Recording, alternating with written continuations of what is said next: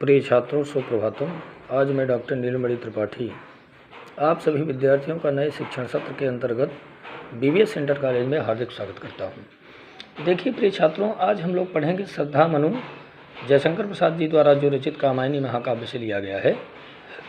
इसको आप 5वां पद्य जो आपके किताब में उद्धृत किया गया है, प्रकृति के यौवन का श्रृंगार कभी न करेंगे बासी फूल, मिलेंगे वे जाकर अति शीघ्र, याह उत्सुक है उनको धूल।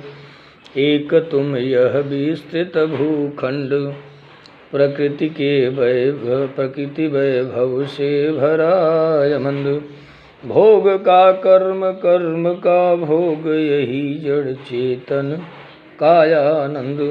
प्रकृति के यौवन का श्रृंगार कभी करेंगे कभी न बासी फूल। जैसे देखिए प्रकृति की युवा अवस्था की शोभा को, युवा अवस्था के शोभा को जिस प्रकार से बासी फूल कभी नहीं सुशोभित कर सकते हैं, उसी प्रकार से कोई भी मनुष्य अगर मन को दुखी रखे और मन को हताश रखे तो कभी भी उसके जीवन में खुशहाली नहीं आ सकती है।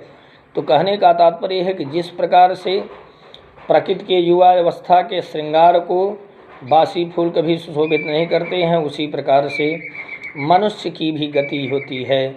मनुष्य के भी जीवन में वह खुशहाली और वह जो है खुशी का पन नहीं आ सकता है जब तक वह अपने मन से प्रसन्न नहीं होगा, क्योंकि मन के हारे हार है, मन के जीते जीत।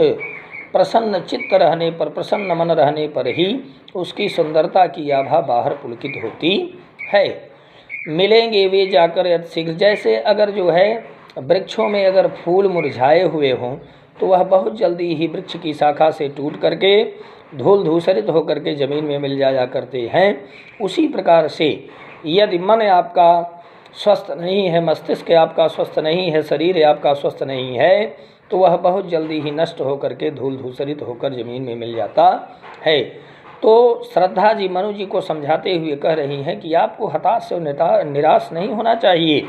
जीवन में उतार और चढ़ाव आता रहता है, सुख और दुख जो है जीवन में आता रहता है। जैसा कि आप पिछले पद्य में पढ़ चुके हैं कि दुख की पिछली रजनी बीच विकसता सुख का नवल प्रभात, दुख रूपी रात्रि के बाद में सुख रूपी सवेरा अवश्य होता है। तो यह तो संसार का नियम है, यही तो प्रकृति का नियम है। एक तुम विस्तृत यह भूखंड, एक तुम यह विस्तृत भूखंड कहा है मनु जी। एक ओर तो आप असफलता और निराशा की बातें कर रहे हैं और दूसरी ओर जो प्रकृति है, यह विस्तृत भूखंड, यह प्रकृति समस्त प्राकृतिक संपदाओं से परिपूर्ण यह विस्तृत भूभाग है, जो हमें नित्य आशाओं से उत्साह भर करके कर्म करने के लिए प्रेरित किया करता है। यह विस्तृत भूखंड प्रकृति वैभव से भरा यमन, प्रकृति की सारी संपत्तियां यहाँ पर जो है विद्यमान हैं।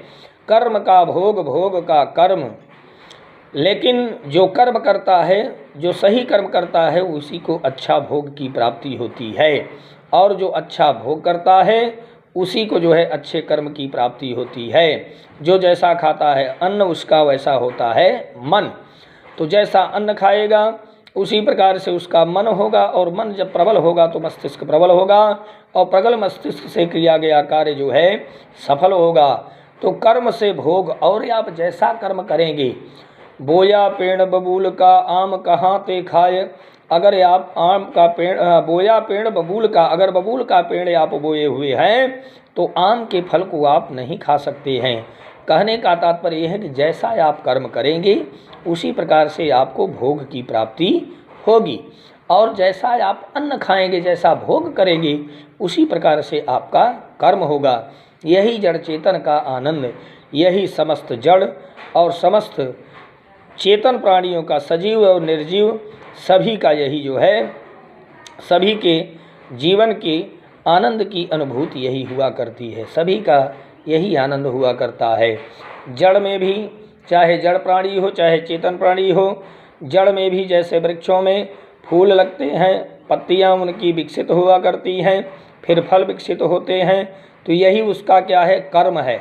और जैसा कर्म रहता है, अगर पेड़ सुदृढ़ है तो उसमें लगने वाली शाखाएं सुदृढ़ होंगी, उसमें लगने वाली पत्तियाँ सुदृढ़ होंगी, उसमें लगने वाले फूल सुदृढ़ होंगे और फल भी हमारा अच्छा होगा। इसलिए जैसा हम कर्म करते हैं, जैसी करनी वैसी भरनी, इस प्रकार से मनु जी को प्रेरित करते हुए श्रद्धा जी उनके जीवन में आशा की ज्योति को जगाया किया करती हैं।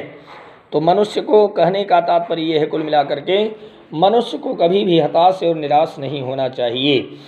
अवसाद और अपसाद ये दोनों स्थितियां जो है मनुष्य के सामने आती जाती रहती हैं। सुख और दुख तो मनुष्य के जीवन में आता जाता रहता है।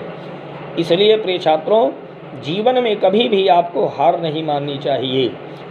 न रहो न निराश करो मन को, कुछ काम करो कुछ नाम करो, जग में रहकर कुछ नाम करो। हाँ, इस प्रकार से बिना कर्म किए हुए व्यक्ति को जो है कभी भी हताश नहीं होना चाहिए। कर्म करो, मेहनत करो, परिश्रम करो। परिश्रम करने में जो बाधाएं आए उन बाधाओं से कभी भी विचलित नहीं होना चाहिए। तो इस प्रकार से ये आपका पद्यांश हुआ। इसका मैं आपको क्वेश्चन आंसर आपको भेज दे रहा हूँ। आप 2 बार 3 बार इस वीडियो को देखिए। तब तक के लिए धन्यवाद, नमस्कार।